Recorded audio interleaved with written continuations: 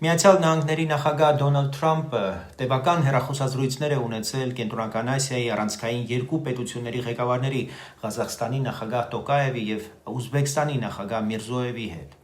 Նախագահը նրանց հրավիրել է Միացյալ Նահանգներում հաջորդ տարի կայանալիք մեծ 20-յակի գագաթնաժողովին։ Հիրավի սա Վաշինգտոնի ցուցադրական մուտքն է Կենտրոնական Ասիա, Չինաստանի աճող ճնշման ֆոնին շրջանցելով Ռուսաստանը։ Ռեգիոնը այլևս ետնաբեմ չէ։ Այս տարածաշրջանը Հարավային Կովկասն ու Կենտրոնական Ասիան որպես մեկ ամբողջական, քաղաքական, տնտեսական ռեգիոն դառնում է կարևոր խաղացող։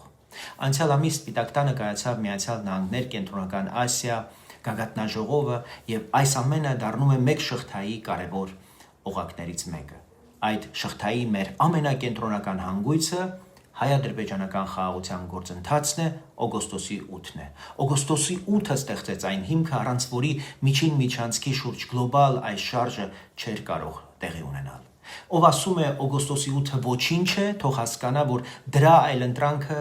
քաոսն է։ Օգոստոսի 8 նշանակում է կանխատեսելիություն, խաղի կանոններ եւ ամենակարևորը Հայաստանի ինքնիշխանության եւ տարածքային ամբողջականության հստակ հենարան։ Դրա համար հիմա մեր խնդիրն է ամուր պահել օգոստոսի 8-ի պայմանավորվածությունները, դրանց շուրջ ստեղծել ներքին քաղաքական, հասարակական, պետական համերաշխություն եւ արագ փոխակերպել այս հնարավորությունը իրական ուժի, տնտեսության աճ, էներգետիկ անկախություն, տեխնոլոգիական ամրացում եւ պաշտպանունակ